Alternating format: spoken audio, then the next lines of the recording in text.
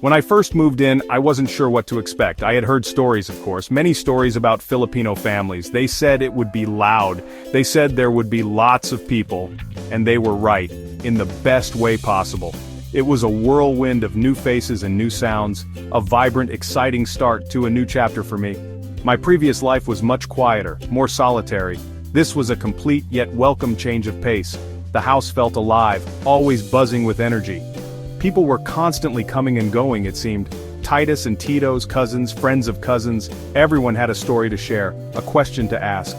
Laughter was a common sound echoing through rooms. It was a little overwhelming at first, I must admit, but their smiles were so genuine, so warm and open. They made me feel like I belonged almost instantly. This was different from anything I had known before. It was a home filled with an undeniable, infectious spirit. Then there was the food. Oh, the glorious food. It seemed like someone was always cooking something delicious. The kitchen was the heart of the home, truly. Pots bubbled on the stove, fragrant with spices. The aroma of garlic, soy sauce, and vinegar often filled the air. Meals were not just meals, they were events, big or small. Every gathering, no matter how casual, involved eating. It was clear that food was a love language here, a way to comfort, a way to celebrate, a way to connect.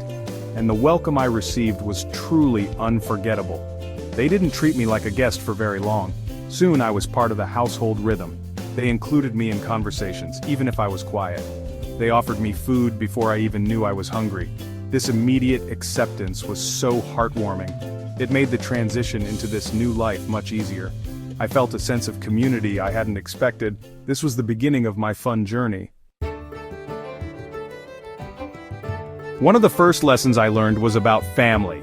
In Filipino culture, family is absolutely everything. It's not just parents and siblings, oh no, it's the extended family, a wide, strong network. Grandparents are deeply respected, their wisdom valued. Aunts and uncles are like second parents to many. Cousins often grow up like brothers and sisters. This deep bond creates a powerful support system. They are there for each other through thick and thin. It was beautiful to witness this dedication daily. Respect, or pagalang, is another cornerstone I observed. Respect for elders is shown in many ways. Using po and opo when speaking to them is common. The mano po, touching an elder's hand to the forehead, is a lovely gesture. This respect extends beyond family to all older people. It creates a sense of order and deference, but it's not a stiff formality, it's warm and genuine. It taught me a lot about honoring those who came before, a simple yet profound way of showing appreciation. Food traditions are an education in themselves, truly. Rice is essential, a staple at almost every single meal. Sharing food is a fundamental act of hospitality. If you visit a Filipino home, you will be offered food. It is considered rude to refuse, so you learn to eat. Even if you just ate, you make room for a little more. They take such joy in feeding others, it's infectious. Cooking together is also a common bonding activity.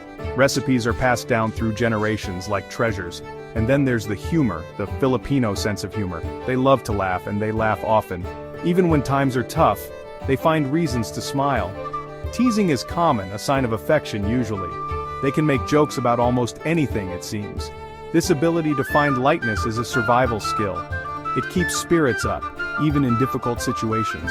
It makes daily life much more enjoyable, more bearable. I learned to laugh more, to not take things so seriously. I remember my first big family gathering vividly. It was a birthday party, a grand celebration. The house was packed, overflowing with people. Music was playing, children were running around screaming with joy.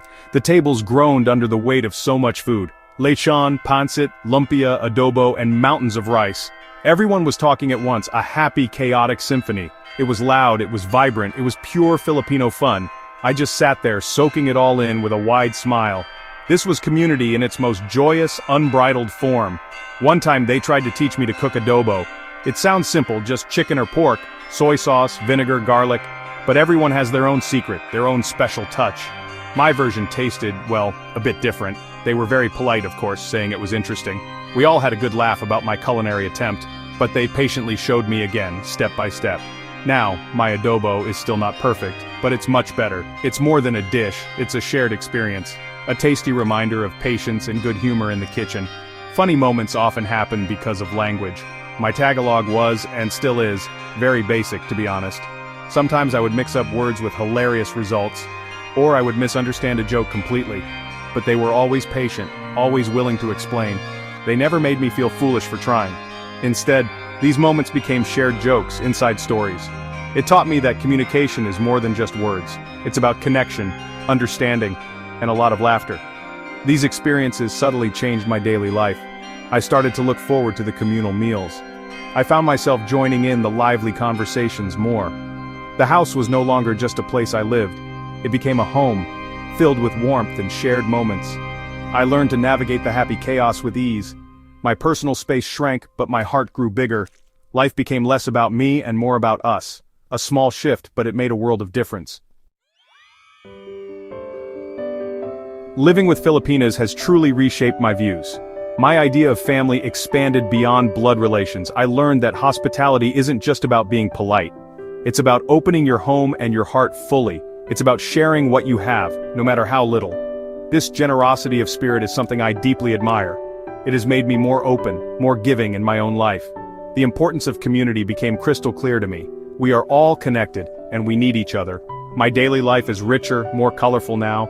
There's always someone to talk to share a laugh with. There's always delicious food just around the corner. The sound of Tagalog chatter is now a comforting backdrop.